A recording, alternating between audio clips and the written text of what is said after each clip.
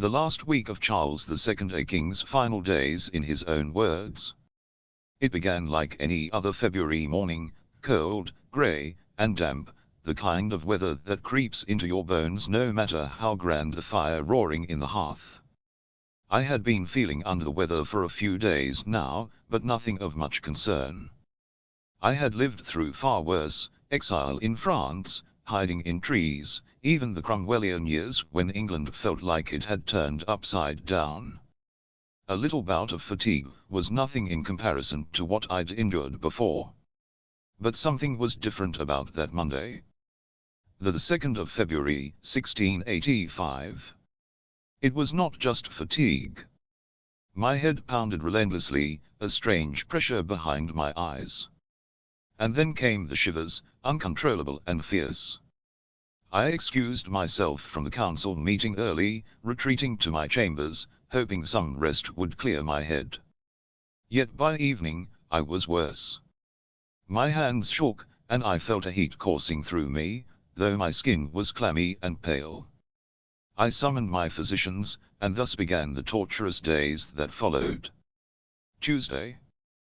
The physicians arrived with all the grim determination I'd come to expect. For all their learning and knowledge, I feared they had no more idea of how to heal me than a common barber might. Bloodletting, they said. Always bloodletting, as if draining a man's very life was the key to restoring it.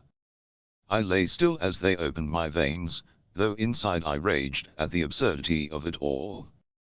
I'd always taken a grim amusement in the practices of these learned men, but now, as they drew pint after pint of my blood, I could feel the strength leaving me. I tried to make light of it, of course. That had always been my way. I am an unconscionable long time a-dying, I joked to those around me. They laughed nervously, but I could see the worry in their eyes. Especially my brother, James. He never had my ease in social graces. I could see the weight of the crown already pressing down upon him. Wednesday brought no relief, only more suffering. My limbs felt as though they were made of lead, my mouth dry, my mind drifting in and out of focus. They applied blistering plasters to my feet, hoping to draw out whatever foul humors had taken hold of me. The pain was excruciating, yet I could not even muster the strength to cry out. I could hear the whispers of those around me, talk of fever, of poisoning, of strokes, but the truth was, no one knew. Between the fevered dreams and the moments of sharp clarity, I thought of the people in my life. Nell Gwynn, poor Nell, always so full of life and laughter. She had been my comfort in so many ways, but I could not see her now. And Louise, my beloved mistress, and the children we'd had together, I prayed they would be taken care of when I was gone. I had never been the most pious man, but I thought of God, too, and wondered if my time had truly come. Thursday. My body was deteriorating quickly. I was subjected to a purgative of the most vile nature, and leeches were applied to my temples in some futile effort to relieve the pressure in my head. I had always taken pride in my resilience, my ability to bounce back from whatever the world threw at me, but now, I could feel myself slipping. My courtiers and family remained by my side, but they looked at me with growing despair. I could see it in their faces, the realization that I, their king, might not rise from this bed. James came to me. My brother, who would soon be king. I could tell he wanted to talk of matters of state, of the future, of the crown that would soon rest upon his head. But there was something else in his eyes, something I had not seen before. Concern, yes, but also a kind of sadness.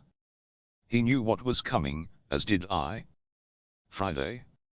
My condition was beyond any hope now. The fever had ravaged my body, leaving me too weak to speak for long.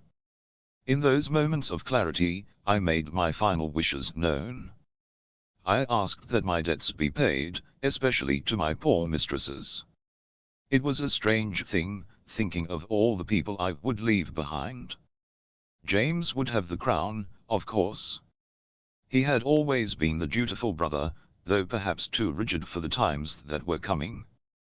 I feared for him and for the country, but there was little I could do now. England had suffered enough turmoil in my lifetime. I prayed it would not suffer more.